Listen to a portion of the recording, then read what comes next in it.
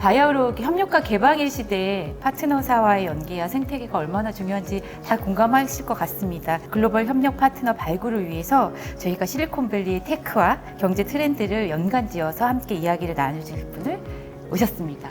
실리콘밸리에서 모셨습니다. 네, 네. 더밀크 손재건 대표님 함께 하시면서 저희한테 인사이트를 많이 제공해 주실 텐데요. 큰 박수로 편안하게 맞이해 주세요. 오늘 저는 오늘 주제인 해외 사업 파트너 발굴 그리고 이제 협력 방안 노하우에 대해서 실리콘밸리에서 배운다라는 주제로 말씀을 좀 드리고자 합니다. 실리콘밸리가 그렇게 중심이 되고 있는지 지금은 이제 캘리포니아의 중심에서 지금은 미국의 중심이 되고 있고 전 세계의 중심 혁신의 또 경제의 중심이 되고 있는 비결은 뭐고 거기서 또 우리 한국 또 우리 대덕 단지는 무엇을 배워야 되는지 같이 한번 보도록 하겠습니다. 예. 지금 약 한 8년 정도 미국에 좀 거주하면서 미국의 실리콘밸리 혁신을 눈으로 보고 또 이를 한국에 전달하고 있습니다. 저희의 비전은 정보를 통해서 혁신과 또 인재, 자본의 이동을 돕는 사명을 가지고 있고요. 그리고 이제 현장에 답이 있다는 믿음으로 지금 현장에 계속 취재를 가고 있는데요. 이렇게 현장에 가다 보니까 이런 분들을 좀 많이 만나는 것 같아요. 그래서 여기 보시면 뭐 최근에 이제 $1 트릴리언 시가총액을 달성한 젠슨 황 엔비디아 CEO, 그 다음에 리드 헤이스팅스 넷플릭스 CEO, 또 리드 호프만 또 링크드인 공동 창업자도 있고요.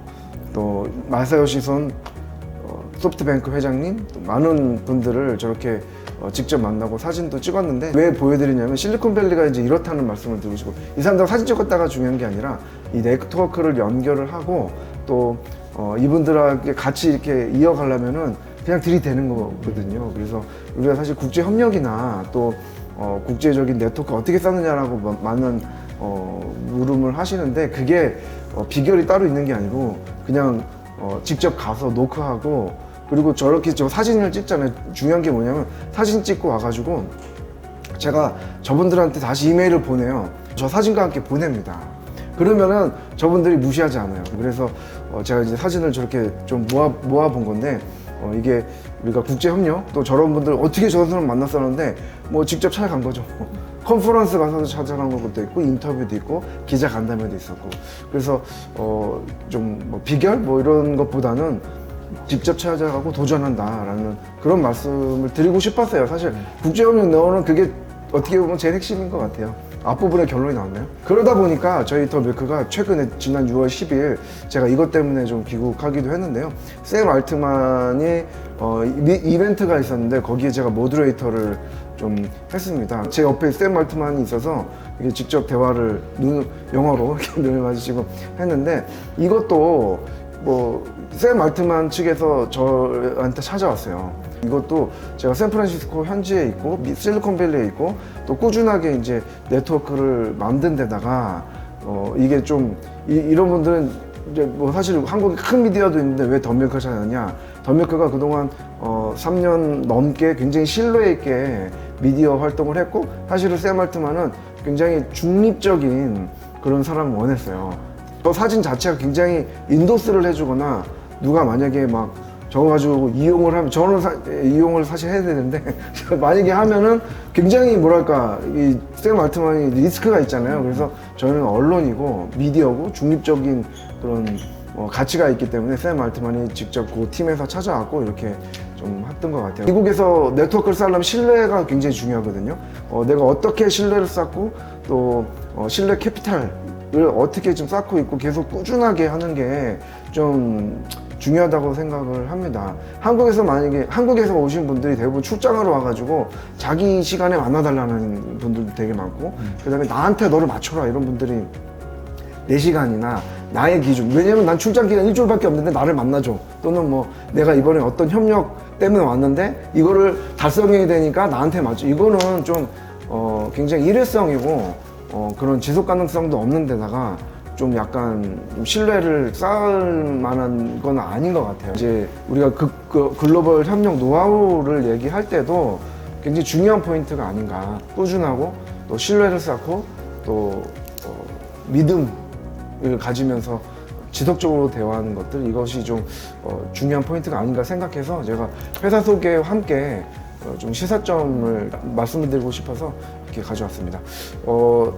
사실 중요한 거는 이제 제가 실리콘밸리에 있는데 대전도 대덕단지도 글로벌 혁신 클러스터거든요, 사실은. 근데 글로벌 클러스터의 원조라고 할 수 있는 실리콘밸리에서 배운다. 즉 왜 거긴 계속 성장을 하는가. 9개의 시사점을 조금 뽑아봤어요. 전 세계에서 다 도시들이 자기 나라 실리콘밸리처럼 하고 싶다라고 해가지고 많이 하고 계세요. 한국은 열심히 하는데 한국은 그 후보 중에 하나예요.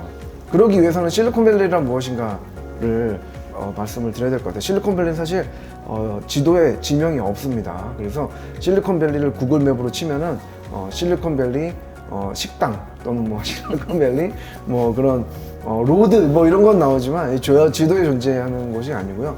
그리고 지역감 좀 특별한 지역이나 지역 정체성이 있는 것은 아니에요. 그런 성격이 있는 것도 아니고 또 정부가 만든 계획도시나 신도시가 아니고 무엇보다도 실리콘은 없습니다.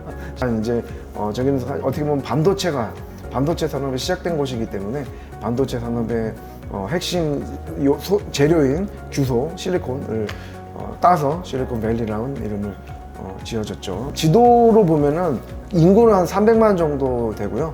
그리고 저 샌프란시스코에서 차로 치면 차로 운전하는 1시간 반 정도 거리, 저기에 많은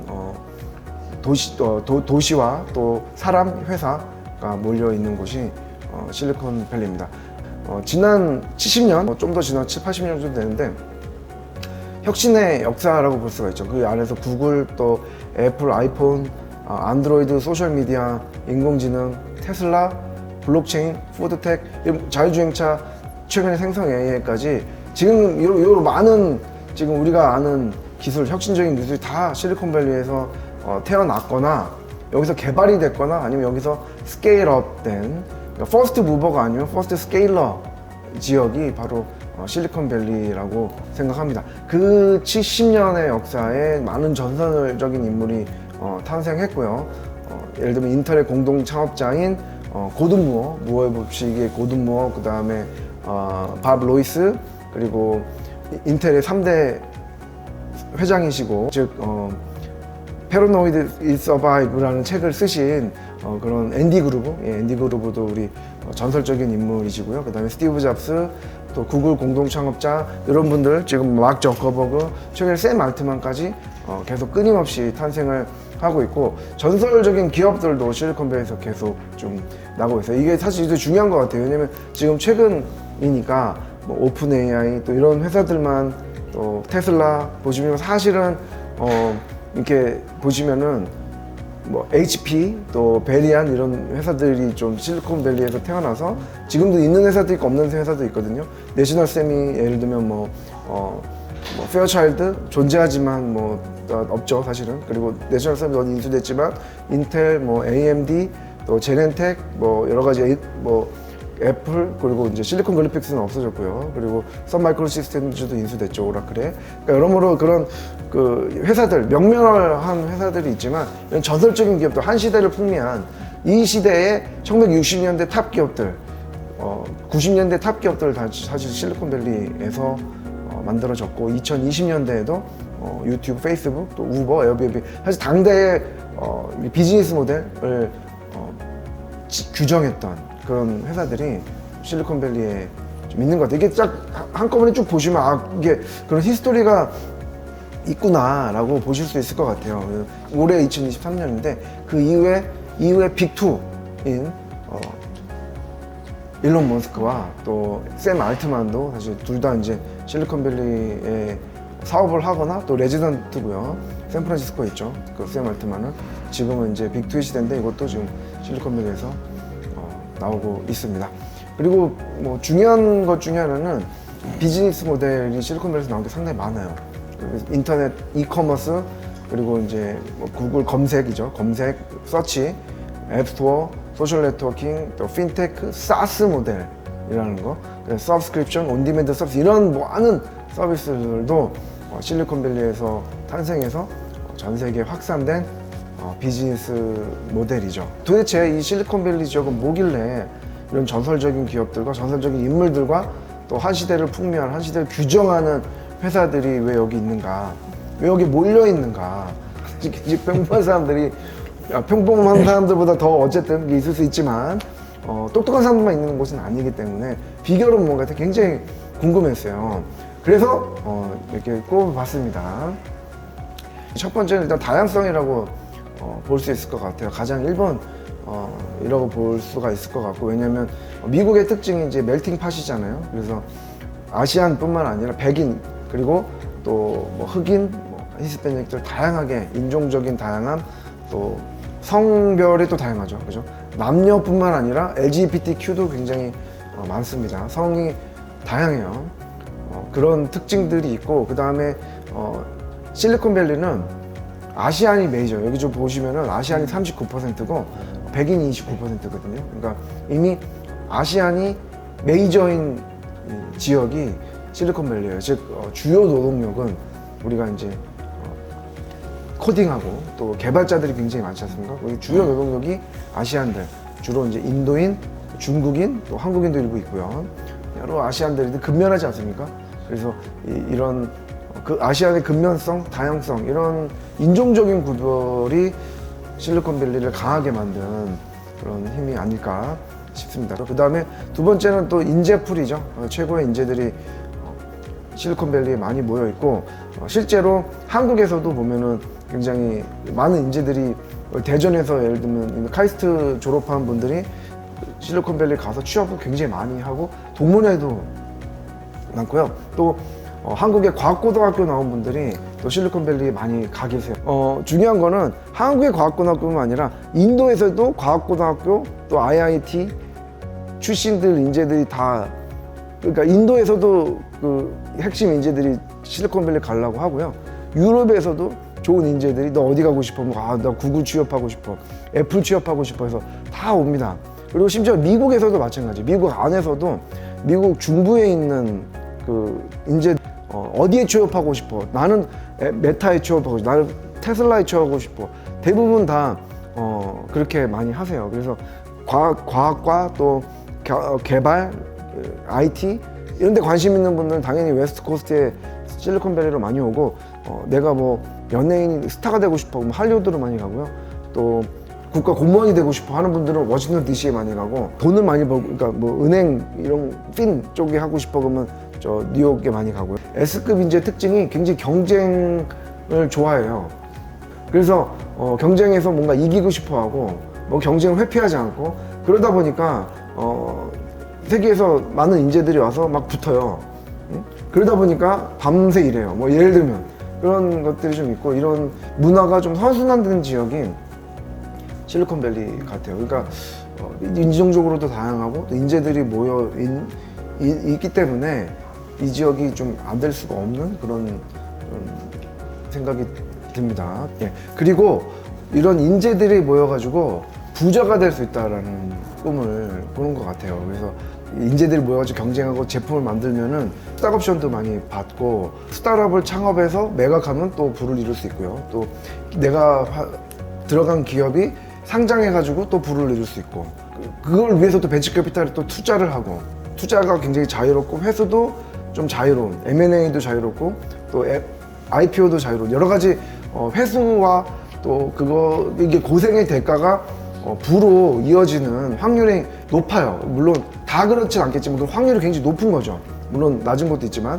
그래서 누구나 실리콘밸리 오면은 좀 저는 한번 대박을 쳐야 되겠다. 그게 로또가 아니라 회사에 가가지고 내가 들어간 회사인데 뭐 그 회사가 구글이었어 예를 들면. 근데 내가 들어갔는데 4번 뭐 10번이었어. 이러면 지금 사실 뭐 빌딩 하나 가지고 계신 분들 많거든요. 그러니까 또 그런 히스토리가 있고, 심지어는 이제 그 페이스북 메타 같은 경우는 거기 있는 그림 그려가지고 지분을 0.1%인가 받았죠, 그림에. 그러니까 그런 신화적인 스토리가 많이 있다 보니까 다시 이 지역에 가가지고 경쟁하면 내가 좋은 회사 가면은 또 할 수 있다라는 그런 꿈이 있는 것 같아요. 근데 어쨌든 중요한 거는 이렇게 부자가 될 수 있다는 꿈, 그게 사람들 모이게 하는 그런 힘이 아닐까 싶습니다.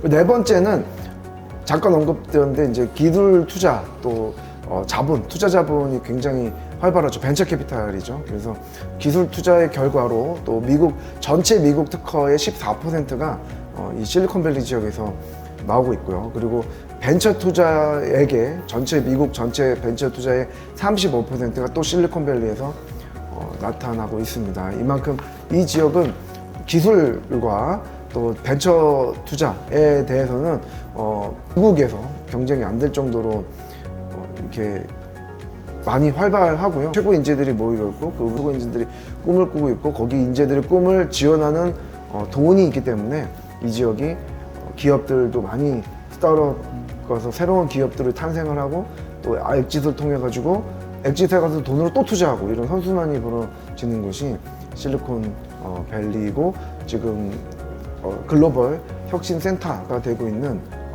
네 번째 비결입니다.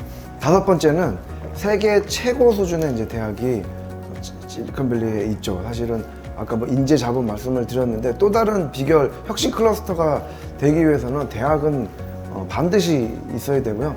한국에서도 실리콘밸리를 표방하는 지역들이 많은데 그 대학 중에서 그런 표방하는 지역 중에서도 대학이 뒷받침되지 않으면 굉장히 좀 공허한 것 같아요. 이 대학은 인재의 셈이기도 하고 또 대학에서 기술 개발도 롱텀 기술 개발이 많이 되지 않습니까? 대학에서. 그러다 보니까 대학은 아주 핵심 요소고요. 실리콘밸리가 글로벌 혁신 클러스터 넘버 원인 이유 중에 하나의 핵심 중에 하나가 바로 이 대학이죠. 그래서 지금 그 뉴스 오브 더 월드에서 꼽은 세계 최고의 대학 1위부터 6위 중에 지금 스탠포드가 3위고요. 버클리가 4위예요. 그 실리콘밸리 지역에 있는 대학 중에. 그러니까 얼마나 이 그러니까 최고 수준의 대학 2개가 그 세계 3위, 4위가 그 지역에 있다. 그 다음에 LA에 있는 USC도 있고. 그래서 이런 서부 지역에 굉장히 10위권 안에 탑5 안에 들어가는 대학 5개 중에 2개가 여기에 있다라는 거는 사실 굉장히 좀 상징적이고 노벨상도 뭐 매년 많이 나옵니다. 사실 이 대학들에서 스탠포드와 UC 버클리, 그 다음에 바이오 쪽에는 UCSF에서 유니버시티 오브 샌프란시스코, 뭐 거기는 바이오 의학 쪽에 의학상 굉장히 많이 나오고요. 상업뿐만 아니라 롱텀으로 연구하는 기술 개발, 노벨상급 연구 개발을 이 지역에서 굉장히 많이 나오는 거죠. 그래서 혁신 클러스터의 비결이고 어떻게 보면 혁신 클러스터가 되려면 세계 최고 수준의 대학이 있어야 되고요. 없다면 그렇게 만들어야 되는 그런 미션이 좀 있는 것 같습니다. 여섯 번째는 중요한 요소 중에 하나죠. 뭐냐면 세계 최고의 기업들이 실리콘밸리에 있습니다. 이것도 세계 탑 10 기업 중에 시가총액 기준으로 탑 10 중에 7개가 실리콘밸리에 있습니다. 애플, 또 뭐 알파벳, 엔비디아, 메타, 또 여기 이제 테슬라까지 해서 그다음에 비자 11위에 있는 비자도 포스터시티 실리콘밸리에 있거든요. 그러니까 이런 기업들이 지금 세계 최고의 기업들, 세계 최고의 대학, 세계 최고의 기업 이 뭐 진짜 탑 레벨들이잖아요. 이런 지역이 1시간 반 거리에 샌프란시스코에서 1시간 반 거리 차로 운전하는 지역에 다 있어요. 이렇게 모여있는 직접 단지죠. 이게 굉장히 선순환을 만들어내고 있기 때문에 지금 실리콘밸리가 세계 최고 혁신 클러스터가 되고 있는 거죠. 그리고 7번째 비결은 정부 국회 간섭과 멀어요. 왜냐? 워싱턴 DC랑 굉장히 먼 지역 아니겠습니까? 그리고 주정부도 세크라멘토거든요. 주정부도 샌프란시스코 실리콘밸리에서 차로 한 2시간 정도 가야 되는 거리예요. 그러다 보니까 정부 국회 간섭과 거리가 멀다.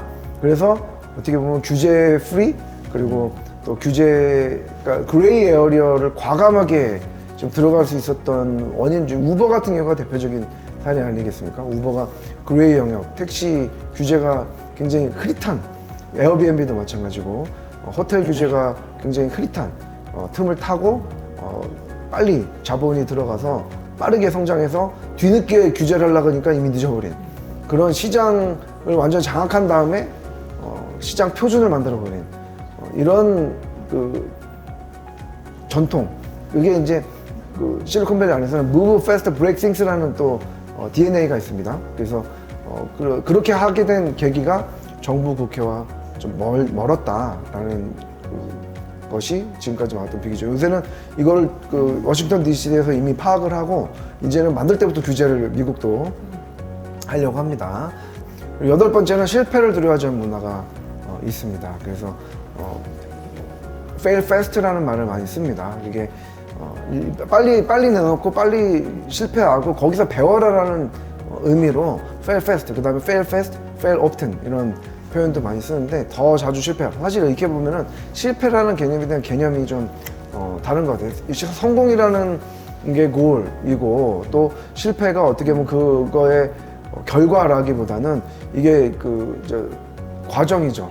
성공도 어떻게 보면은 뭐 과정일 수가 있는 거고, fail도 과정이라는, 그러니까 fail fast라는 말을 만들어 낸 거거든요. 그러니까 이것도 하나의 큰 여정의 또 과정이고, 또 뭐 유니콘도 결과가 아니에요. 유니콘 이후에 또 IPO도 IPO도 그 목적이 아니에요. 오히려 이 제품을, 나의 서비스와 제품을 내놓고 이 서비스가 얼마나 세상을 이롭게 했는가, 또 어떻게 세상을 바꿨는가, 그거를 위한 과정이 유니콘이고 IPO고, 사실 all about raising money예요. 그게 끝이 아닙니다, 사실은.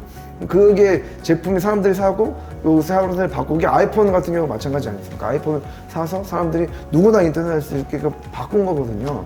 그리고 뭐 오픈 AI도 인터넷의 역사를 좀 바꾸고 있고, 사람들이 인공지능을 쓰는 방식을 바꾸고 있어서 이게 앞으로 많은 변화가 예상이 되지 않습니까? 인공지능 같은 경우도. 결과가 오픈 AI는 상장사도 아니에요. 그리고 CEO인 샘 알트만은 주식도 없습니다. 오픈 AI 주식 제로예요, 그 사람. 그러니까 연봉은 많이 받겠지만, 그러니까 이 모든 것들이 좀 그 마인드셋 자체가 조금 다르다. 그리고 이게 무엇보다도 실패를 두려워하지 않는 문화가 있다. 이것도 좀 좋은 사례예요. 뭐냐면 아마존 폰이라고 기억하시는지 모르겠습니다. 2014년에 나온 아마존 폰이 있거든요. 뒤늦게 나왔죠. 안드로이드 나오고 아이폰 나오고. 제프 베조스가 저렇게 지금 홍보하는 영상입니다. 폭망했죠. 아무도 안 썼습니다. 근데 아마존의 제프 베조스는 저 팀을 이렇게 경질하거나 아니면 실패했으니까 이제 너희들 책임져라고 하지 않고 고스란히 인공지능 팀으로 보내가지고, 그 결과가 2년 뒤에 알렉사를 내놓는 그런 결과를 나왔습니다. 알렉사가 이제 지금 초기 모델이잖아요. 인공지능 초기 모델이고, 이제 대화하는, 보이스로 이제 대화하는 그런 모델인데, 이 알렉사 팀이 다 아마존 폰에서 와가지고 만든 거거든요.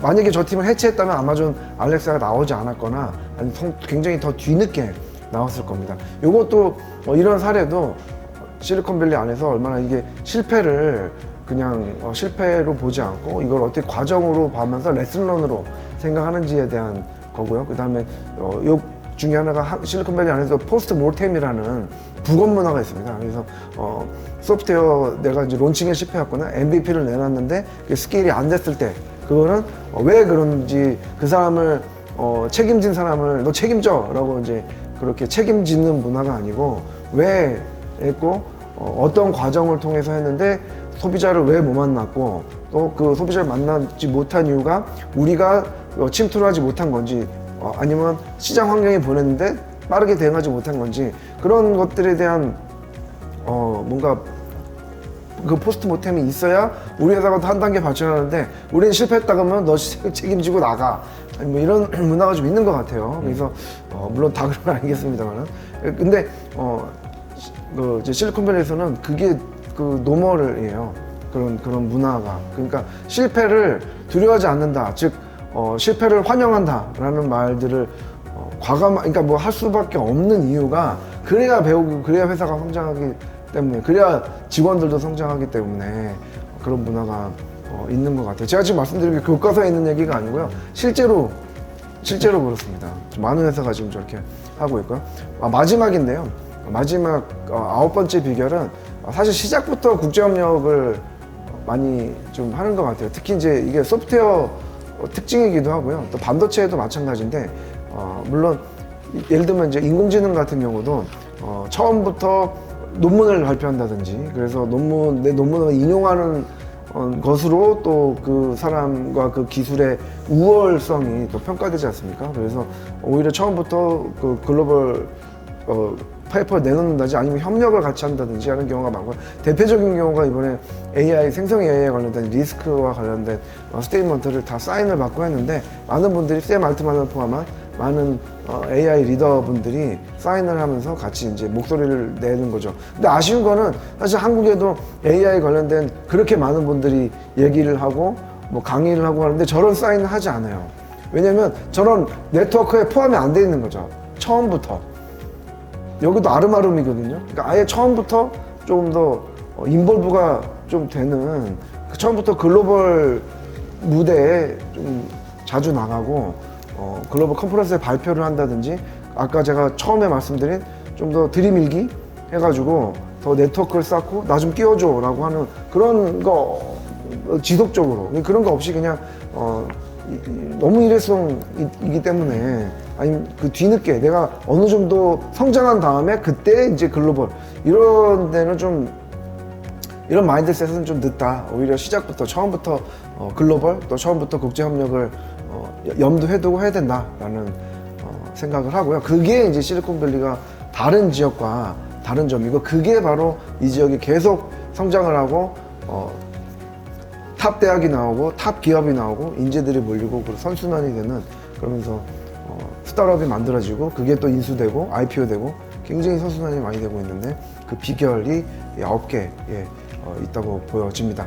그래서 제가 지금 실리콘밸리 말씀을 드렸는데, 이것을 그리고 9개 시사점을 말씀을 드렸는데, 그렇다면 국제협력과 기술사업화를 또 어떻게 하는 것이 좋을지라는 거를 좀 몇 가지 좀 뽑아 봤습니다. 첫 번째는 글로벌 플랫폼 마인드셋이 좀 필요한 것 같아요. 우리 대덕 연구단지, 물론 50년간 굉장히 글로벌 국제협력을 굉장히 많이 했기 때문에 지금 글로벌 수준의 국제 수준으로 많이 올라와 있는데요. 그럼에도 우리가 또 성에 안 차지 않습니까? 그리고 더 이제 실리콘밸리 안에서도 인정받고 그 안에서 또 글로벌하게 할 수 있으려면은 기술 개발 시도부터 세계 시장을 글로벌 시장을 염두하고, 또 그게 어떤 차이가 있냐면 그 UX가 좀 차이가 굉장히 큰 것 같아요. 그래서 UX나 기술 개발, 또 원천 기술부터 글로벌 시장을 염두해야 되고 할 수밖에 없는 게 우리 특징인 것 같고요. 대표적으로 미국 밖에서 성공하는 나라가 바로 이스라엘인 것 같아요. 많은 분들이 얘기를 실제로 하시는데, 저는 제가 느낀 거는 최근에 이제 이스라엘 친구를 만났는데, 이스라엘은 내수라는 단어가 없다 그러더라고요. 아예 내수 시장도 없고 단어가, 내수라는 단어가 없대요. 그냥 처음 할 때부터 그냥 미국에 갖다 팔고 또 유럽에 갖다 파는 거를 기본으로 생각을 하면서 UX를 그러니까 없으니까, 단어가 없어. 그러니까 이제 그럴 수밖에 없는 거죠. 그러니까 자꾸 탑 수준의 인구나 경제 규모나 이거보다 한참 뒤지는데 이렇게 글로벌 수준의 기업들, 뭐 모빌아이부터 포함해가지고 또 세큐리티 회사들이 이스라엘 상당히 많지 않습니까? 그래서 이스라엘은 그런 게 있어요. 뭐냐면 나스닥 우리가 상장 많이, 또 나스닥 상장 좋아하잖아요. 우리가 가자고 하는데, 이스라엘은 나스닥에서 특례를 줘서 이스라엘에서 상장하는 회사들은 나스닥에서 거래가 될 수 있게 하거든요. 우리가 만약에 우리나라 한국 자본시장이 글로벌화돼서, 한국 자본시장 아직 글로벌 수준이 아닙니다. 왜냐면 우리는 MSCI 지수도 편입이 안 돼 있기 때문에, 그만큼 우리 한국 자본시장, 사실 기술의 문제가 아니고 요거는 제가 사실 자본시장에 대해서 좀 말씀을 드리는 거예요. 한국의 자본시장은 이미 중진국 수준도 좀 약간 낮은 수준의 그런 수준과 또 폐쇄성, 이게 돈의 규모가 아니고요, 굉장히 폐쇄적인 걸로 유명하거든요. 그래서 글로벌 자본이 움직이는 데스티니션이 아니에요. 그러다 보니까 우리가 코스닥에 상장을 해도 자꾸 한국인 돈으로만 이렇게 하다 보니까 제가 미국에 있는데 죄송한 얘기지만 코 묻은 돈일 수가 있어요. 기업 많잖아요, 그죠? 근데 만약에 코스닥에 상장했는데 미국인들이 투자를 한다고 하면은 우리가 레이징하는 규모가 다른 거고, 우리가 또 공장을 하나 지으려면 하나 더 지을 수 있는 거고, 인재를 뽑더라도 세계적인 인재, S급 인재를 뭐 우리가 가는 게 아니고 대덕으로 데려와서 대덕으로 데려와서 타운을 만들어주고 글로벌 인재들의 데스티네이션이 될 수 있는 거잖아요. 저는 그렇게 될 수 있다고 생각하고, 그러기 위해서는 기술뿐만 아니라 자본의 선진화도 상당히 핵심이고요. 그러기 위해서는 또 플랫폼 마인드셋이 좀 필요하다라는 생각을 하고 있습니다. 그리고 두 번째는 뭐 이미 더 많은 아시겠지만 시장 지향성인데, 이거는 한국에서 잘하고 있는 얘기긴 하지만 또 시장 조사를 상당히 정교화해야 되고, 네트워크 아까 말씀드린 대로 네트워크를 구축하는데, 이거는 이제 일회성이 아닌 또 지속적인 네트워크를 구축하는 게 좀 필요할 것 같고요. 그다음에 협력 사업 발굴하는데도 맞춤형으로 또 글로벌화, 우리가 타겟 해가지고, 제가 이제 사람 만날 때 타겟 하면서 저기는 가야지, 누굴 만나야지라는 타겟하고, 그 이유가 이제 시간을 내고 돈을 쓰는 거잖아요. 그 이유가 있듯이 그냥 해볼까? 또는 뭐 한번 해볼까 가지고는 좀 쉽지 않은 것 같아요. 그래서 좀 더 정교한 이렇게 사업 발굴 전략이 좀 필요하지 않나 싶습니다. 예, 세 번째는 이제 장기적 관점에 이제 해외 투자 유치가 좀 필요하지 않나 싶습니다. 그래서 해외 투자 유치 로드쇼를 보여주기식이 아니고, 실제로 조금 실질적인 도움이 되는 것들이 좀, 이것도 제가 왜 말씀을 드리냐면, 미국에 있다 보면은 한국 팀이 굉장히 많이 오는데 그러고도 다시 가는 경우가 많거든요. 그러니까 이것도 한번 와가지고 또 이렇게 하고 또 가버리고, 뭐 이게 명함 몇 개, 그러니까 명함 몇 개 받았어요 가지고 저 평가, 이러면은 곤란하다라는 거죠, 이게. 그러니까 좀 더 장기적인 관점에서 하고, 또 투자 유치하고, 또 홍보를 또 한 번이 아니고 그러니까 좀 지속적으로 할 수 있는 그런 것들이 좀 필요하지 않나 생각을 합니다. 무엇보다도 이런 시장 조사, 그다음에 네트워크 현지화에 좀 끊임없는 네트워크를 시도하고 문을 두드리고, 이런 것들이 좀 중요한데, 물론 어렵습니다. 하지만 지금이 저는 굉장히 좋은 기회의 시간이라고 생각하는 게, 이유가 뭐냐면 두 가지입니다. 첫 번째는 한국에 대한 관심이 상당히 높아졌어요. 그래서 샘 알트만도 왔었고, 또 이번 주에 테드 사란도스라고 넷플릭스 CEO도 한국에 왔거든요. 그게 예전에는 일본 가는 글로벌 탑 기업의 CEO들이 일본 갔다가 한국에 와요. 지금 근데 뭐냐면 일본 안 가요. 한국만 와. 이게 지금 달라진 환경인 것 같아요. 한국에 대한 글로벌 관심이 상당히 그래서 우리가 조금 더 그 플랫폼 마인드셋을 가지고, 우리가 좀 더 오픈니스 해서 끊임없이 노출한다면 지금 너무너무 저의 찬스일 것 같고요. 더군다나 생성 AI가 만든 또 다른 그 새로운 판이 또 열린 거잖아요. 그러니까 그만큼 또 틈이 열릴 거고, 그만큼 또 다른 기회가 생길 거기 때문에 이때는 우리가 정말 이런 레슨런이 있기 때문에 글로벌을 좀 염두에 두고 해야 된다. 지금은 글로벌 수출이 아니고 저는 진출이라고 생각하거든요. 이제 수출 마인드셋, 즉 내가 여기서 한국에서 만들어가지고 이거를 얼마나 서비스를 팔고 GDP를 올리고 수출 100만 불, 1000만 불 상을 받고, 이게 목표가 그냥 진출해서 그 나라에 진출을 해서 그 나라에서 성장해서 IPO하고, 또 그 나라도 기여하고 한국에도 기여하고, 이런 것들이 앞으로의 좀 마인드셋이 좀 바뀌어야 되지 않나라는 생각입니다. 감사합니다. 역시 인사이트를 너무 많이 제공해 주시는데요. 어떻게 손재건 대표님 말씀을 들으셨는지와 함께 본인이 어떤 일을 해오셨고, 글로벌 혁신 클러스터의 국제협력 파트너십 발굴에 어떤 노하우를 갖고 계신지에 대한 얘기를 잠깐 해드릴게요. 예, 저는 한국전자통신연구원의 노일수라고 합니다.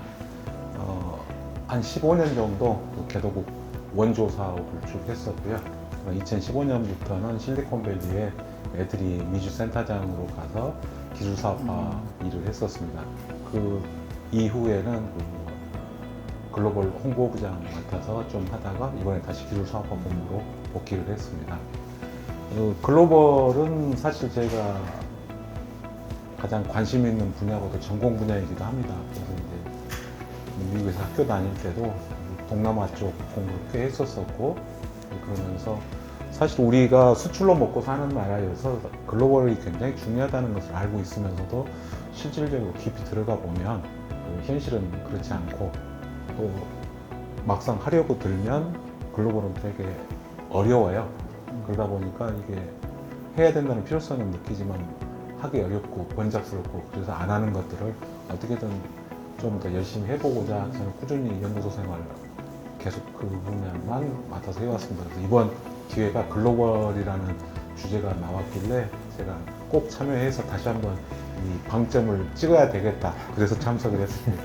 네, 안녕하세요. 저는 플라즈맵의 윤삼정 공동대표라고 합니다. 저희는 이런 그대로 플라즈마라고 하는 기술을 기반으로 2015년도에 저와 함께 공동대표로 있는 임일봉 대표님께서 연구소 창업, 카이스트에서 연구소 창업을 했습니다. 그리고 아마 이런 여러 가지 기술적인 부분에서 그래도 세계적으로 기술에 대해서 어느 정도 인정은 받아서 작년에 기술 특례 상장으로서 저희 코스닥 시장에 상장을 하였고요. 오늘 말씀 주셨던 글로벌이라고 하는 주제는 굉장히 저희 회사 입장에서도 얘기를 드릴 수 있는 부분들이 조금 많지 않을까 생각을 합니다. 저희가 하고 있는 영역이 메드텍, 의료기기라고 하는 산업인데 사실 한국이 자동차도 그렇고 반도체도 그렇고 글로벌이 굉장히 강한 영역이 많습니다.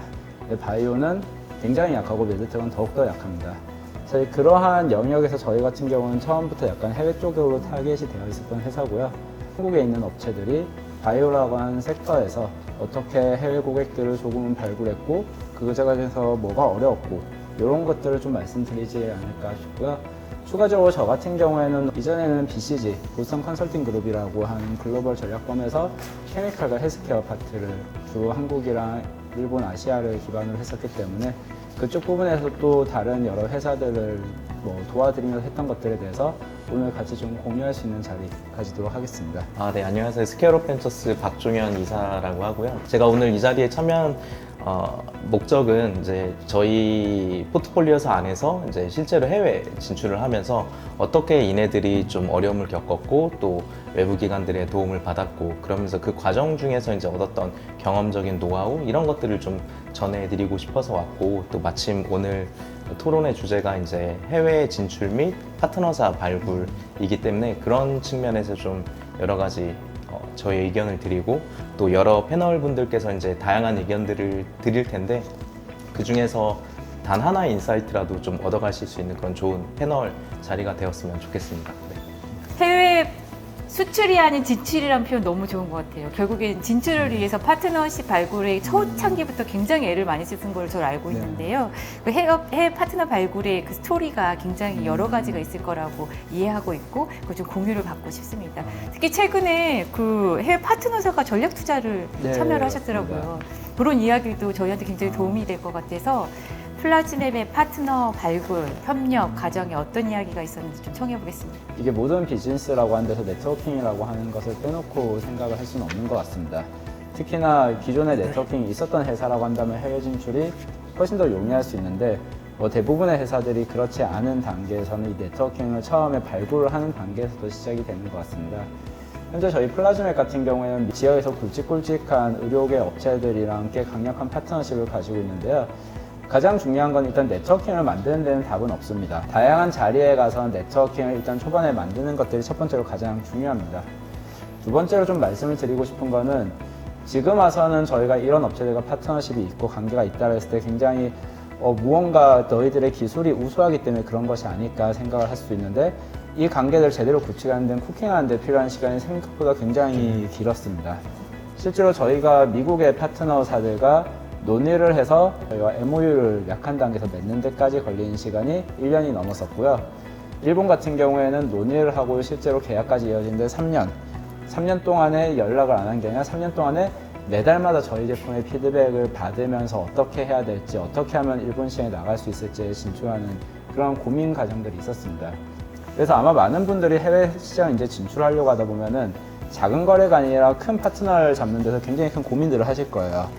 너무 내 제품을 좀 무관심한 거 아니냐, 계속해서 질문만 하고 피드백만 온다라고 하는데 사실은 그게 조금 더 맞을 수도 있습니다. 산업마다 다를 수는 있는데 마치 메드텍이라든가 바이오라든가 2차 전지와 같이 굉장히 기술적 장벽이 높은 곳에서는 그들은 훨씬 더 꼼꼼하게 살펴볼 수가 없는 것이고요. 그렇기 때문에 이 과정 자체를 쿠킹 과정이라 생각을 하고 굉장히 꾸준한 관계에서 말씀드렸던 신뢰도를 쌓아가면서 그들과의 거래를 만들어가는 것들이 가장 필요하지 않는가라고 생각을 하고 있고요. 마지막으로는 사실 저희가 돌아봤을 때 해외 파트너들 중에서 성공했던 케이스도 있고 실패했던 케이스도 있었는데요.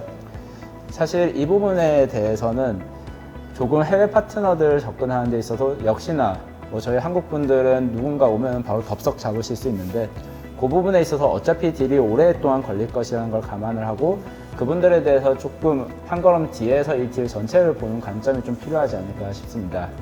일례로 저희 회사 같은 경우에 2018년도에 유럽 쪽에 총판 파트너사가 한 군데 있었는데 처음엔 굉장히 좋은 파트너사라고 생각을 했었습니다. 저희 제품을 굉장히 적극적으로 홍보하고 저희 제품을 저희를 대신해서는 무엇인가 팔아주는 의지가 강렬해 보였었는데요. 결론적으로 그 회사가 저희 회사에 총판을 한 다음에 6개월 후에 파산을 했습니다. 부도가 난 거죠.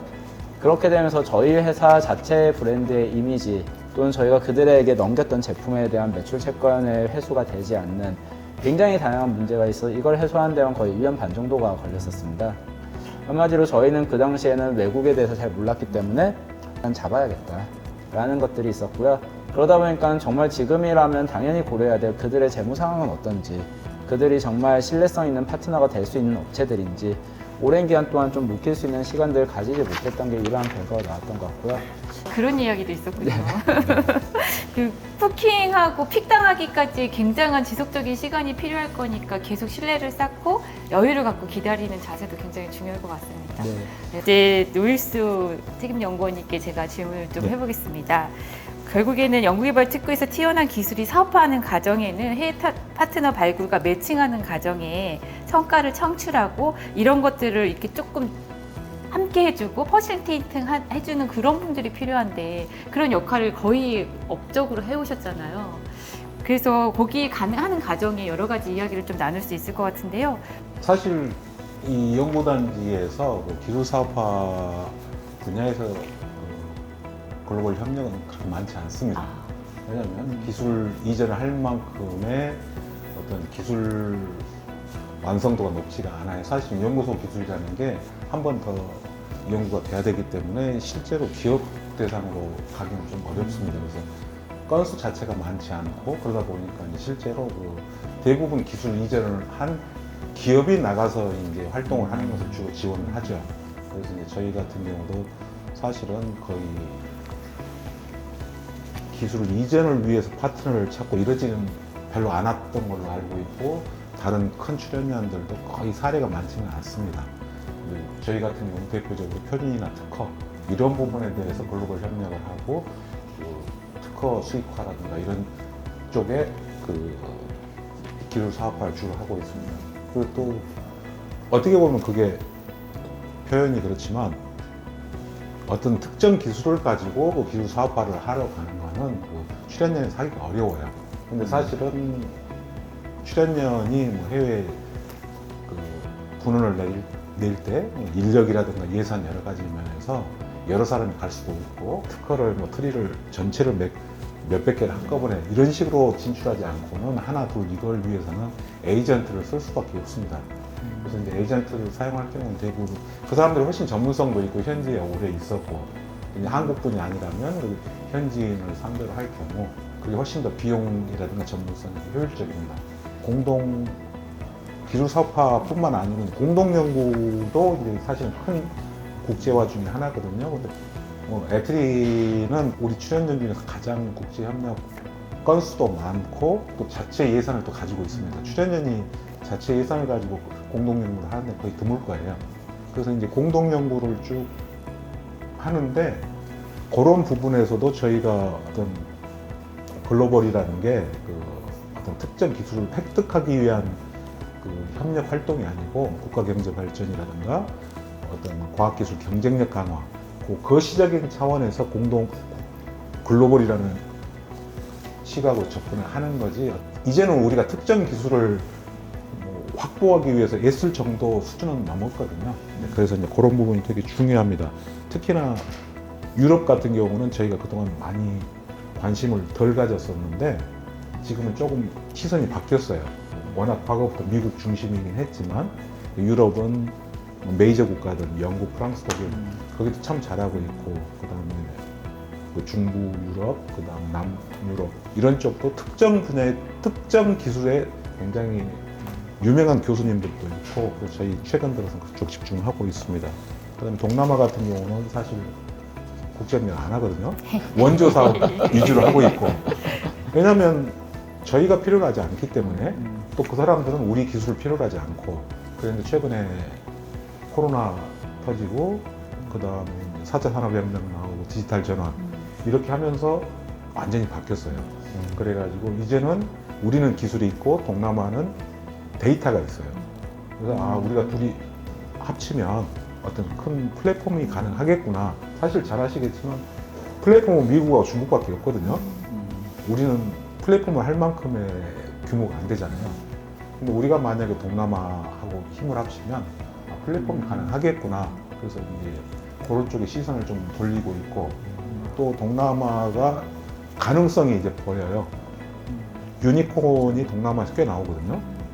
그 사람들이 절실히 필요로 하는 게 기술이거든요. 기술 없이 유니콘이 지금까지 나왔어요. 그 비즈니스 모델로. 근데 딥테크가 있다면 훨씬 쉬울 것 같고 그래서 이쪽에 저희가 조금 더 그 포커싱을 해야 되지 않을까 그런 생각에 저희 연구원에서 동남아 쪽 인도 많이 신경을 쓰고 최근에 있습니다. 예. 결국 임무 중심이며 뭔가의 목적이 있는 조직이다 보니 국제협력 과정도 굉장히 거시적으로 크게 접근을 하시네요.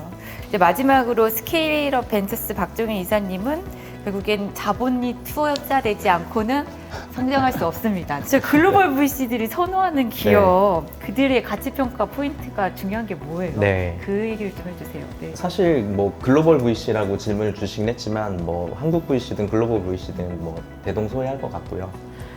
저희 투자자 관점에서 이제 좋은 기업, 선호하는 기업이라면 역시 저희는 투자자이기 때문에 부득이 이제 그 저희가 투하하는 자본, 인풋 대비 리턴 되는 아웃풋을 고려하지 않을 수가 없어요. 그래서 그런 관점에서 일단 수익성, 그리고 정말 이게 그럼 이 자본을 투하했을 때 얼마나 성장할 수 있느냐. 이게 다 맥이 이어져 있는데 제가 세 가지를 포인트를 짚어드릴 건데 수익성, 성장성, 시장입니다. 근데 수익성은 말 그대로 기업이 성장해서 매출이 담보되어야 수익이 이어지는 거기 때문에 너무나 당연한 얘기고 그럼 기업이 성장하기 위해서는 또 이 시장이 또 시장을 어떤 시장을 진출하냐에 따라서 이제 달라지는 얘기여서 다 맥이 닿아 있다고 보는데 아마 오늘 주제인 이제 해외 진출 및 해외 파트너사 발굴이 아마 이 시장 쪽 측면에서 우리가 국내에서 어느 정도 정점을 찍었다고 하면 반드시 글로벌로 나아갈 수밖에 없는 그런 계기, 타이밍이 올 테고 그때 이제 어떻게 준비하느냐가 정말 중요할 것 같아요. 그래서 이제 그렇게 세 가지 포인트를 글로벌 VC들이 선호할 거다라고 말씀을 좀 드려보고 연결해서 이제 시장과 관련된 문제를 해외 시장을 산으로 비교해 보면 이제 산이 험하고 높을수록 정말 많은 준비가 필요하고 또 나 혼자만 못 가거든요. 산악인들이 세르파를 동반해서 가듯이 그거 관련된 이제 조력자들이 필요합니다. 그래서 우리가 공공기관에서 또 여러 가지 이제 도움을 받을 수 있는 부분들이 있는데 그것들은 조금 이후에 제가 또 말씀드릴 수 있는 시간이 되면 그때 말씀드리도록 할게요. 네. 그리고 이제 마지막으로 이 성장과 수익성 측면에서 이제 하나 그 기업들 측에 이제 좀 당부드리고 싶은 것은 사실 시간만 간다고 해서 그냥 미래가 우리가 기대하고 목표했던 미래들이 그냥 오진 않습니다. 그 과정 중에서 정말 부단히 준비하고 많은 노력들을 좀 해야 되는데 사실 사람들은 그저 지금보다는 미래가 나아지겠거니라고 이렇게 그냥 그저 희망을 하거든요. 근데 그 과정 중에서는 사실 우리가 지금 이 시간에도 보이지 않는 각계 가층의 자기 업에 대해서 정말 치열하고 열정적으로 일하시는 분들이 있었기 때문에 그런 미래들이 가능한 것이거든요. 사실 오늘 이 자리도 좀 그런 것 같아요. 네, 지금 현재훈 대표님께 마무리 좀 이렇게 멘트를 부탁을 드리고 싶어요. 왜냐면 지금 미국의 자본시장을 전체 깨는 그 콘텐츠를 제작하고 계시고 비즈니스 트렌드를 다 어느 정도 파악하고 계시잖아요. 패널분들 이야기를 듣고 나서 지금의 이제 약간의 핵심을 정리한다면 어떤 거가 있을까라는 의견을 조금 들어볼까요? 네. 글로벌 사업화 핵심 여러 차례 얘기 나왔지만 정말 좀 꾸준한 네트워크를 좀 굉장히 중요하지 않나. 그래서 한 단기간에 하지 않고 계속 장기 비전을 보면서 네트워크를 하고 노크를 하는 게 글로벌 사업화의 좀 핵심이 아닐까. 그래야 글로벌 사업화가 된다고 하더라도 사실은 돼서도 이게 거기서 끝나는 게 아니거든요. 거기서 계속 연결하고 확장하고 더 큰 비즈니스 만들기 위해서라도 역시 네트워크가 가장 좀 중요하지 않나 생각을 합니다. 사실 키워드는 좀 꾸준한 네트워크 뭐 이런 지점이 오늘 좀 그 방향으로 좀 모아지는 것 같은 그런 생각이 듭니다. 꾸준한 네트워크의 시작점이 지금 여기입니다. 이렇게 작게부터 시작해서 크게 그럼요. 지속적으로 키워나가면 네트워크죠. 그게 클러스터고요. 그러면 이제 BCG 얘기를 좀 안 들어볼 수가 없어요. 그런 어마어마한 경력을 갖고 계시는데 컨설턴트로서 활동하면서 글로벌 컨설턴트가 여러 가지 해주실 코멘트가 많을 네. 것 같아요. 플라즈맥 같은 경우에는 뭐 가장 대표적인 제품이 멸균기이고요. 이 멸균기를 저희가 2019년도에 처음으로 이제 유럽의 전시에 가지고 나왔습니다. 그때는 저희가 고객들이 10분 정도 오셨고요. 동일한 전시를 저희가 쭉 나가다 보니까는 왔던 분들이 계속 보고 너희가 계속하네, 제품이 조금 더 좋아졌네, 그럼 나한테 데모를 한 대 넣어봐, 너희 작년에 왔었을 땐 이랬어, 이런 것들을 쭉 쌓고 지금 와서는 동일한 전시에 나갔었을 때 계약 건수로만 수십억 이상을 계약을 했는데 사실 이런 것들이 결국은 쌓여 나가는 것 같습니다. 작년과 올해가 다를 거고요. 올해랑 내년이 다른데 그 과정에서 말씀 주신 것처럼 굉장히 꾸준하게 저희 제품과 저희 고객들의 피드백을 받는 게 실질적으로 중요하고 그게 쌓여가는 시간은 하키스틱을 생각하시면 제일 좋은 것 같아요. CG에서 제가 해외 진출을 좀 봤던 부분들에 대해서는 뭐 여러 가지 부분들이 있긴 한데 지금은 한 가지 부분만 좀 말씀을 드리겠습니다. 저희가 이런 여러 가지 얘기를 하지만 조금 제네럴할 수가 있어요. 왜냐하면 산업마다 그리고 나라마다 굉장히 특징이 다를 수가 있고요. 본인들의 산업과 본인들이 진출하고자 하는 나라들의 특색을 조금은 가미를 해서 본인들의 전략을 짜셔야 되지 않을까. 일례로 들면은 제가 예전에 봤던 업체들 중에서 이제 바이오시밀러 쪽의 산업이었었는데요. 뭐 제약 쪽인데도 불구하고 해당 회사가 아시아에서 동남아랑 중국과 일본을 나가는데 전략이 굉장히 달랐었습니다. 가장 특징적인 부분이 뭐 예를 들면 제약이니까 저희가 레귤레토리라고 하는 국가적인 인증을 받는 부분이 되게 어렵다라고 하는 건 일반적으로 있었는데요. 이게 그 인증을 받는 과정에서 필요한 요소가 중국을 갈 때, 일본을 갈 때, 한국을 갈 때가 다 다릅니다. 예를 들어 일본 같은 경우에는 다른 모든 나라들과 다르게 일본 내의 식약청 규정이 너무나도 까다로운데 그 까다롭다는 게 문구가 어려운 게 아니라 일본인이 대응해야 됩니다. 예, 실제로 그 시장에서 일본에서 진출했던 성공한 케이스는 모두가 일본의 현지 사람들 놔두고 교수와의 네트워킹을 확보하도록 했었고요. 중국은 완전 다릅니다. 중국은 중국어 못해도 상관이 없습니다. 하지만 중국 같은 경우에는 정부의 규제들이 몇 개가 있기 때문에 진출할 거면은 중국 업체와 일정 부분 피를 섞어야지 들어갈 수 있는 영역이 있습니다. 그런 것들을 모르면은 아무리 중국 현지애들을 한다라고 해도 전혀 잘못된 시장 상황밖에 받을 수가 없는 거고요. 이런 식으로 각 나라들마다 굉장히 같은 영역에서도 섹터가 다르기 때문에 아마 이 영상을 보고 계신다라고 한다면 해외 사업에 관심이 많으실 건데요. 그 산업에서 또 내가 나가고자 하는 특정적인 타겟 나라에서 어떤 것들이 정말 중요한 키가 될 수 있는지는 아마 좀 더 판단을 한 다음에 거기에 맞는 전략을 짜는 게 가장 중요하지 않을까 생각을 합니다. 시장 진출 타겟별 뭔가 전략을 다시 세우고 대상 국가별로 뭔가 방법이 따로 있다는 얘기가 저희가 공통으로 함께 나눌 질문이어서 연계가 됩니다. 국가 대상 국가별 전략을 바꾸는 거에 대한 이야기를 좀 해주세요. 공동연구도 그렇고 원조 사업도 그렇고 우리가 생각할 때 어떤 그 그룹화가 안 되는 지역이 대부분이거든요. 우리가 바라보는 세계는 미국과 영국을 통해서 바라보거든요. 우리가 그동안 쭉 교육을 그렇게 받아왔기 때문에 동남아도 하나의 블록이라고 생각을 하고 있고 유럽도 하나의 블록, 그 다음에 미국도 하나의 블록이라고 보고 있는데 사실 동남아는 동남아의 어떤 베트남 그 영역이 있고 태국 영역이 있고 그 다음에 말레이, 인도네시아 영역이 있고 필리핀은 전혀 따르고요. 그런 식으로 한 블록 안에 전혀 다른 색채를 가지고 있는 곳이 있고 유럽 같은 경우는 잘 아시겠지만 영국 전혀 별개의 국가고 그 다음에 독일, 프랑스 전혀 다른 지역이고 그래서 사실은 우리가 잘 알고 있다고 생각하는 미국, 유럽 여기도 전문적인 공부가 좀 부족하다는 거 그 다음에 동남아 같은 경우 아니면 특히나 심한 건 중동 그 다음에 인도 이런 곳은 지역 전문가가 많지 않습니다. 그러면 현지 전문가를 많이 가지고 있느냐 또 그것도 아닌 것 같아요.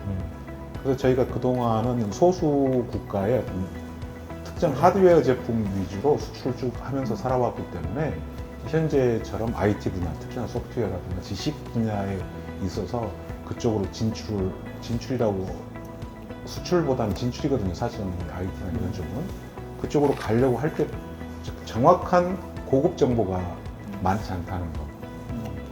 쉬운 예를 들자면 모든 감독이 20승 투수를 한 명을 갖고 싶어 하지 10승 투수 2명을 갖고 싶어 하지 않거든요. 정확한 정보. 실리콘밸리가 왜 성공률이 높냐? 제가 봤을 때는 VC, 기업, 기술이 정상급 기술이 다 있기 때문이에요. 해서 될 수도 있고 안 될 수도 있는 그 어드바이스, 될 수도 있고 안 될 수도 있는 기술, 될 수도 있고 안 될 수도 있는 인재. 그렇게 가지고는 확률도 반반이거든요. 그런데 우리가 지금 처한 입장이 20승 투수를 필요로 해요. 그래서 그런 것이 앞으로는 조금 더 보완이 돼야 되고 잘 돼야만이 그 현지의 글로벌 분야에서는 성공률을 높이지 않을까. 그런 부분에서 그 어떤 지역에 대한 그 조금은 더 구체적이고 성공적인 그 전문가를 찾고 해야 되지 않을까 그렇게 생각하고 있습니다. 제가 한마디 좀 덧붙이면은 저희가 아까 말씀드렸지만 전시회를 많이 가거든요. 그래서 글로벌 전시회, CES나 MWC 이렇게 보다 보면은 아까 말씀하신 대로 회사가 처음에는 작은 회사였다가 다음에 보면은 좀 커져 있고 다음에 보면은 제품이 또 네.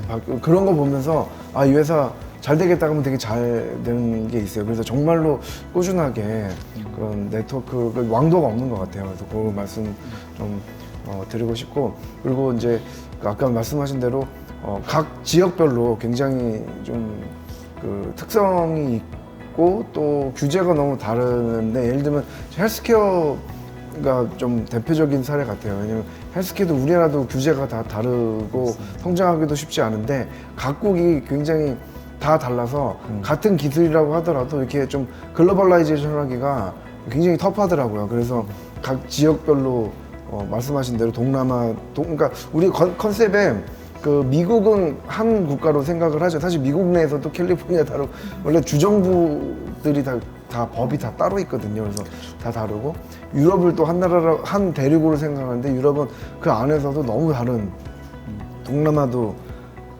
동남아 심지어 종교도 다 달라요.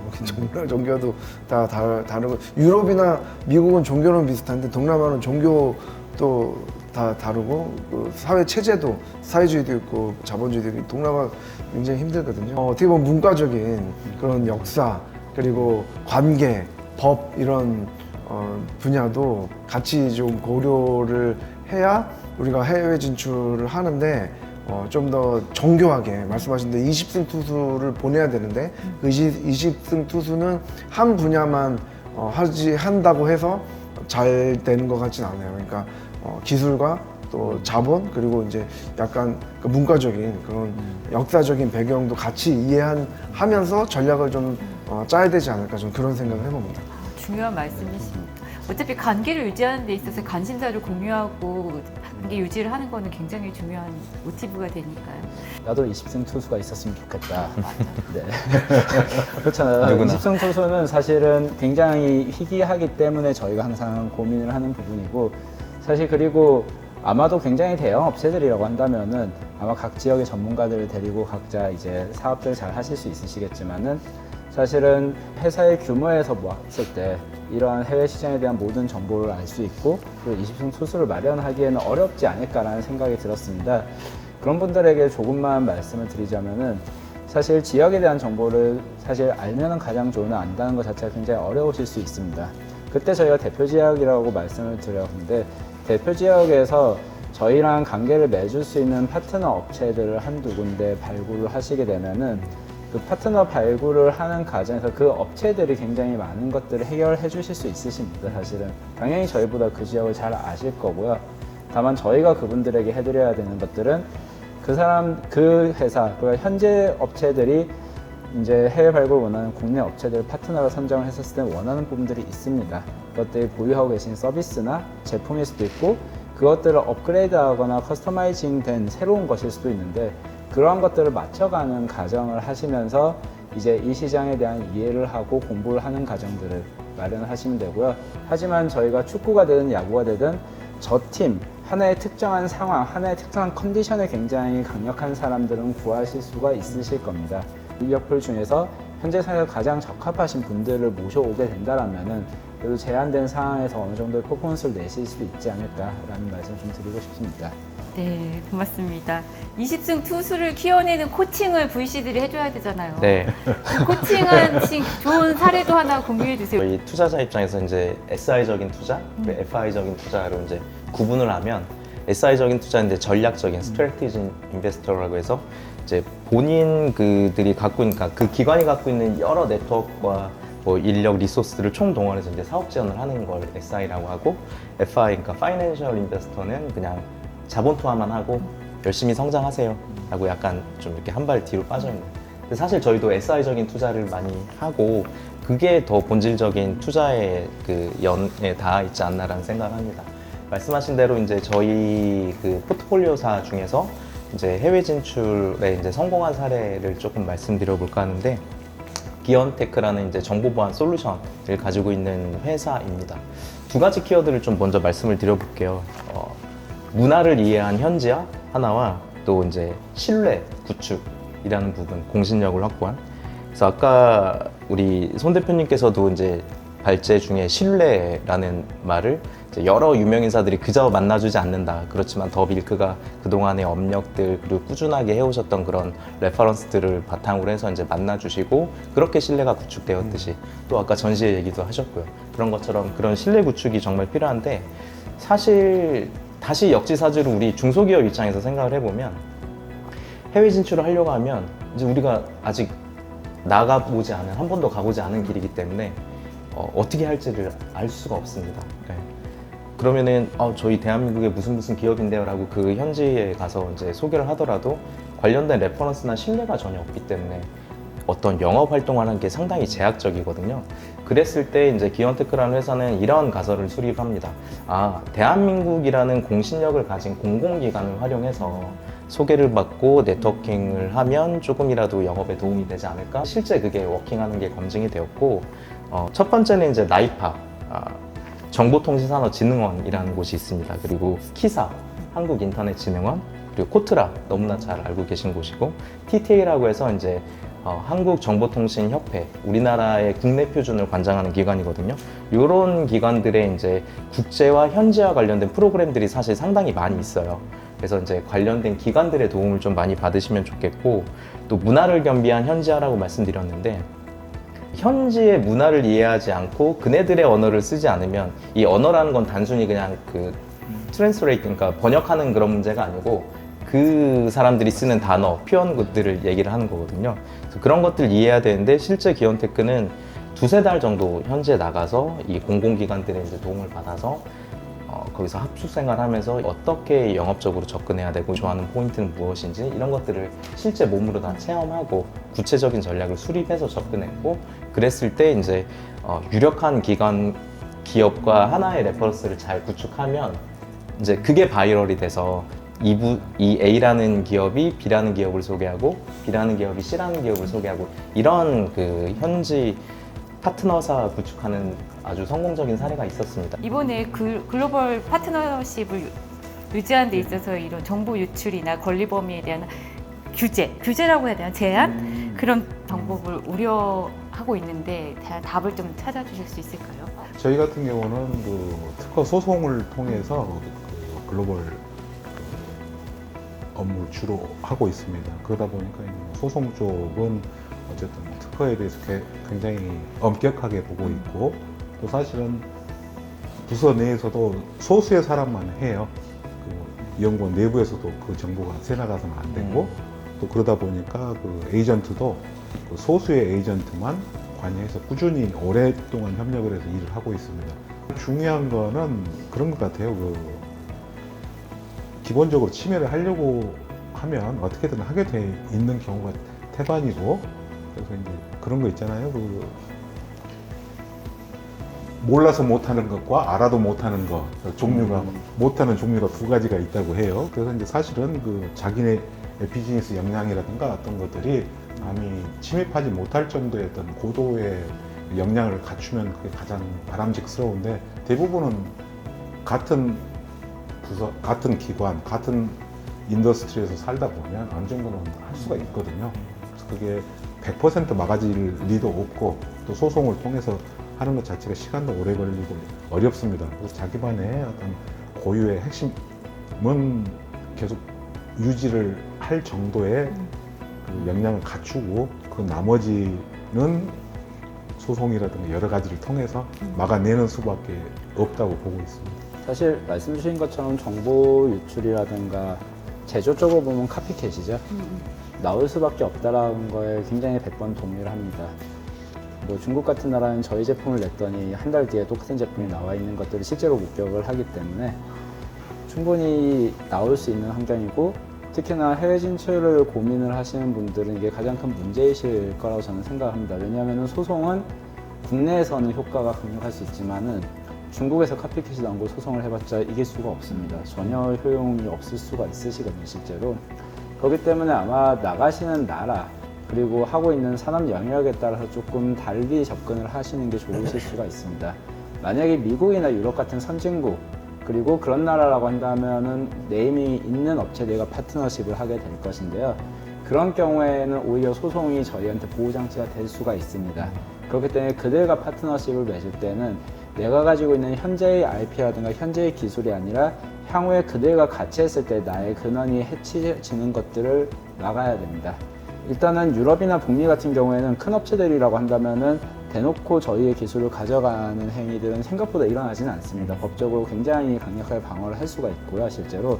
다만 이런 부분들에서는 오히려 우려를 해야 되는 게 현재의 매출을 위해서 저희의 미래를 포기해야 되는 경우들이 종종 있습니다.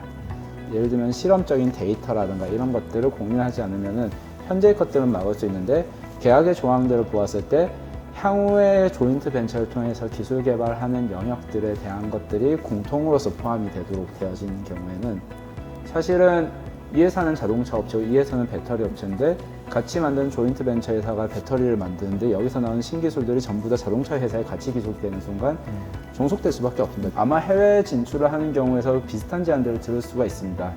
너희 특허는 오케이, 새로운 업그레이드된 제품을 만들자. 그리고 여기서 우리 같이 데이터를 쌓고 새로운 기술들을 만들어 나가자.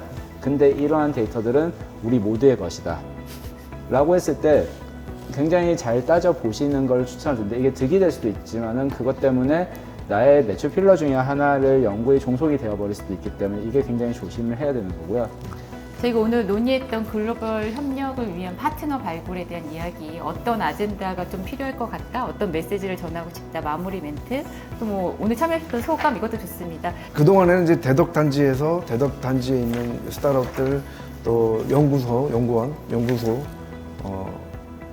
기술, 원천 기술의 글로벌화를 추구해야 되고 또 그렇게 해왔고요. 근데 제가 희망하는 바는 글로벌에 있는 기업들과 글로벌에 있는 인재들, 글로벌에 있는 대학들이 대덕에 좀 찾아와서 이렇게 좀 같이 협력하자, 또 같이 뭔가 사업하자. 그리고 이런 기초연구원들 되게 많잖아요. 야, 이런 기술들을 어떻게 이거를 숨겨두고 있었나 이러면서 좀 발굴해서 우리가 사업과 같이 하자, 이런 좀 인바운드 글로벌이라고 보통 얘기 많이 하잖아요. 그래서 그런 부분도 좀 많이 좀 있었으면 좋겠다라는 좀 생각이 들고, 그러기 위해서는 저는 저 미국에 있다 보니까 아직 한국에 있는 정말 보물이라고 생각하거든요. 기술도 그렇고 나라에서 국가에서 많은 원천 R&D 자금 또 많은 석박사 연구원들 너무 훌륭한 인재들 써놓은 기술들인데,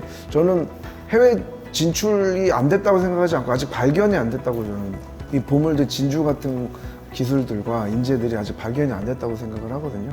그러기 위해서는 좀 더 노출이 좀 더 많았으면 좋겠고요. 그래서 더 우리 기술 또 대덕 단지에 있는 이런 몰라서 못하는 경우도 있어요. 그러니까 더 많이 노출을 하고, 그래서 많은 인재들 또 기업들이 한국에 있는, 우리가 노력하지 않더라도 찾아와서 이렇게 보는 그런 인바운드 글로벌도 같이 좀 했으면 좋겠다라는 또 그런 좀 코멘트를 좀 드리고 싶습니다. 기술 개발 시도 때부터 이제 세계 시장을 염두에 둬라라는 말씀과 연결해서 또 아까 인증 얘기도 하셨는데, 사실 그 국제 표준 규격이라는 게 있습니다. 그 세 개 이제 권위 있는 세 개 기관들이 있는데 ISO는 다들 잘 아실 테고 ITU와 IEC가 또 있거든요. 그러면은 국제 표준과 관련된 그런 규격으로 이미 글로벌리제이션을 생각을 해서 염두에서 이제 제품을 기획하고 뭐 비즈니스 모델을 만들어 가면 나중에 뭐 특허 분쟁의 이슈라던가 이런 것도 이제 미리 회피해 갈 수 있는 그런 부분이 있지 않을까 싶어서 조금 말씀을 드려보고요. 오늘 참여 소감은 네, 정말 각계에서 권위 있는 분들께서 오셔서 좋은 인사이트 나눠주셔서 저도 물론 패널로 참가는 했지만 저도 많이 배워가는 시간이었고 별개로 또 사회자분께서 각 멘트를 너무 잘 정리해 주셔서 제가 놓친 것들도 아까 그런 말씀 하셨었지 라는 것들도 한번 배울 수 있었던 그런 유익한 시간이었습니다. 얼마 전에 BTS가 또 큰 행사를 했더라고요. 그 제니가 또 나가서 그냥 패션을 쓸고 있습니다. 초기 한류 스타들 그렇게 고생해서 나가려고 세계 시장은 문을 두드렸고, 그 다음에 보아도 미국 시장을 그렇게 두드렸고, 그 다음에 원더걸스도 갔었습니다만 다 힘들었어요. 근데 이제는 제 생각할 때는 글로벌 시장에 우리가 갈 정도의 역량도 됐고 또 인지도도 올라온 것 같아요. 이제는 우리가 그대로 하던 대로만 그냥 밀고 나가면 가능성은 충분히 있다고 생각은 합니다. 다만 그 염두에 둬야 될 건 기업은 약간 속성이 다른 것 같아요. 대기업은 자체 역량이 있기 때문에 리스크가 커지면 철수할 수 있어요. 개인 사업자 같은 경우는 워낙 작기 때문에 발빠르게 나올 수가 있습니다. 중소 중견기업이 자체 역량으로 어려울 때는 그 공공의 힘을 반드시 빌리시고 그 다음에 전문가들의 도움을 받는 거, 그거는 그 국가가 그동안 깔아놓은 인프라이기 때문에 충분히 활용하시는 거, 그거는 굉장히 당연한 거고, 우리 국가도 그렇고 전문가들이 그동안에 꾸준히 역량을 쌓아왔기 때문에 적절한 타이밍이다, 저는 그렇게 생각하고 있습니다. 여러 중소기업이나 해외 진출을 고민하시는 분들한테는 굉장히 화두실 거예요. 굉장히 어렵고 답답한 마음들이 많으실 것 같은데요. 우선적으로 말씀드리고 싶은 거는 해외 사업에 진출하는 것들은 말씀드린 것처럼 왕도가 없습니다. 그리고 어려운 게 맞습니다. 사실은 해외 진출 처음 시작할 때는 거의 새롭게 사업을 창출한다 라는 마음으로 접근을 하셔야 되기 때문에 충분한 발품을 파시는 거에 대해서 아까워하지 않으셨으면 좋겠다 라는 말씀을 드리고 싶고요. 해외 사업 자체에 대해서 정보에 대한 부분들을 좀 말씀을 드리려고 했었던 부분입니다. 사실 해외 사업이라고 하는 것들이 저희가 말씀을 여러 가지 드리지만 굉장히 어려운 게 맞고 굉장히 많은 것들을 준비를 하셔야 됩니다. 실제로 연구원님께서 말씀 주신 것처럼 해외 어느 나라에 간다고 하더라도 인프라가 있다라고 하더라도 제로베이스에서 시작을 하는 새로운 사업을 만드는 거기 때문에 굉장히 하드워킹을 해야 될 각오를 하고 진입을 준비를 하는 것이 필요하지 않을까 생각을 합니다. 그냥 물리적으로 생각을 하시더라도 미국 비즈니스를 하시게 되면요. 참고로 저희 회사 같은 경우는 미국 법인이 있는데 미국 법인이 저에게 전화가 오는 시간이 보통 밤 11시에서 밤 12시입니다. 네, 그들은 아침이거든요. 기본적으로 시차에 대한 것들과 물리적으로 해야 되는 것들이 굉장히 많고요. 이런 물리적인 부분들을 떠나서라도 그들의 문화, 그들의 취향, 그들의 언어에 맞추는 것들 또한 그들의 사업과 그들의 환경에 맞추는 것들은 굉장히 큰 노력이 필요한데요. 사업을 진출하겠다 했을 때는 어느 정도의 기간 동안은 당연히 이러한 로드를 짊어지고 갈 것을 조금은 각오를 하고서 들어가는 것이 필요하지 않을까 생각을 합니다. 네, 감사합니다. 대단한 각오와 열정, 마인드셋만 있으면 못할 게 뭐가 있습니까? 귀한 시간 내주셔서 많은 이야기 나눠주셔서 감사하고요. 저희는 이거 잘 또 정리해서 양질의 컨텐츠로 확산하도록 하겠습니다. 다음 시간엔 저희가 공동연구도 나눌 거고 그 다음에는 정주여건이나 외국인 창업 관련된 이야기도 나눌 거예요. 그때 또 많은 관심과 조언을 부탁드리고요. 오늘 정말 감사했습니다. 좋았습니다. 감사합니다.